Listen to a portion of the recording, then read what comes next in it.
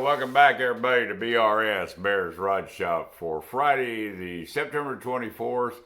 Back on the Hay-Baler project. Got a little bit of things that come up yesterday and did not get it all 100% done. Back in here around 5:30 this morning and gonna try to knock this out. Got some company coming here around noon, and then once they leave, finish up. But I run into checking this once I set the fixture arm up here on the mill. We'll get around here to this morning.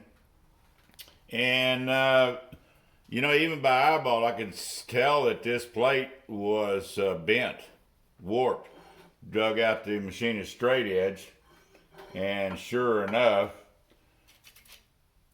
26, 27, right in here, there's where my 26 thou gauge fouls, and right here I got a dip in here, and then over here on this end I got 12 thousandths. So this is definitely bent, and backside, so I couldn't sweep the whole thing. 26 right there, 26 right here, and across we were okay, but ended up coming in here. If we can get you down in, you can see I've got the level out of that leech level. I don't use it anymore, so I undone the deal. Now there is a lip in here that holds that bearing, and I showed that yesterday. But that lip, we have got to have our machining go where the bearing will set in that lip perfectly right there and be flush. I've got to shoot that target there, so I've got my precision ground rod up here, which is a new drill bit cut off, checked, run it across the surface plate. She rolls nice and fine. This stays in as a pin for me to gauge with. Okay, there's the old bearing shot. New bearing, of course, falls right in too. And even though this is a metric bearing, it's a little snugger, so that's the reason we were doing the bushing yesterday. Turn this around.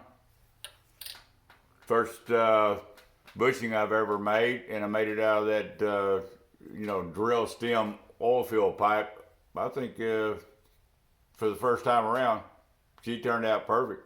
And this is some really hard stuff. Had to slow the feeds and speeds down, get the boring bar at the right height. Okay, we're learning. We're hobbyists. That's the reason we're out here and hoping to help other hobbyists. Okay, so now I've got around 38 thou to cut out to push this new bushing in. And yes, it had been, where's the new bearing is right here. Old bearing, new bearing, all mic'd. We'll have this bushing in here, flat bottom here. It's got to be flat, and then of course chamfered here to let the bearing start in. And old bearing, it's clean, not going to hurt anything. This thing was wore out not only internally, but externally. Here's the shaft that goes down through. I had to hand work this because I don't have a precision grinder. Just flops on there. And this new, it'll probably stick on there because it is a nice fit. I got about less than 3 to 4 tenths because heat expansion, you need that. Okay, I could probably hand file just a hair. It feels like I still have a little tiny booger right here, but this is great. Okay, set this over on the side. Anyhow, use the washer down in here. This we already saw. This is set up. I'm just approximate over center right now once I get set up. And here's my trick. This is a perfect 25.3 millimeter, 1 inch, and old bearing falls right in. Sloppy. Okay. New bearing.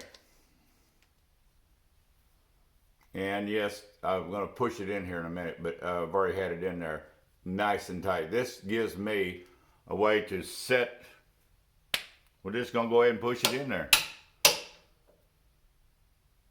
Bottomed out. I'm going to consider these two. This is my highs, and these are my lows.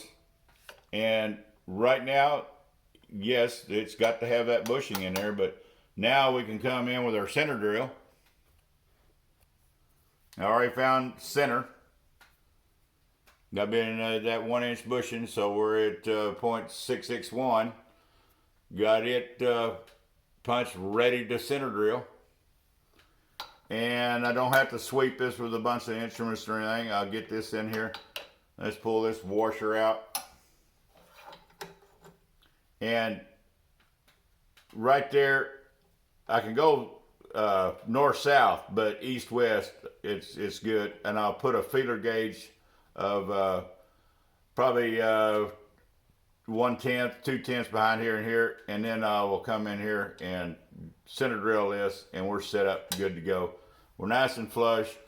We've come around, we've swept this outer side right here. Even though that this is high, and then low, we're set up. So this is going to end up being right on the chili. I don't guess I got the camera over so you guys can see, but anyhow. All right, when I bought the wrong food, it come with a lot of toolings. Thanks to a gentleman over in Arlington, Mr. Raj, you know who you are. We appreciate it, and hopefully we've become real good friends over the purchase. Helps me out a whole lot. The boring bar is not a Centuron high-end. Watched Mr. Pete's video.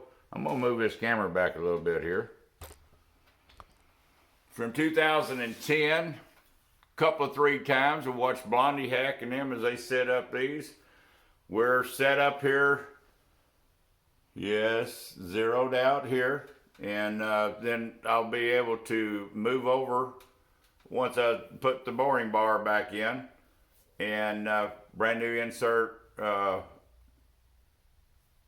in this morning. I'm gonna take light cuts. I mean, I'm only shooting for the 40 thou. I'm gonna be really slowing down around at about 30 thou and taking real light cuts. I got to have this new bushing I made, and I must say it turned out pretty good out of a piece of oil-filled drill stem pipe. This is some really ugly stuff until you get through. I guess it had a lot of sulfur, probably, and it went into the acid bath first, cleaned all the rust off I could, and then I started machining. Got the right height finally on the boring bar. Yeah, I'm a learner. I'm a hobbyist and enjoying it, but maybe by the time I finish this project, I can build me one of them space shuttles to go up in outer space. Yeah, right. Tesla, look out. All right.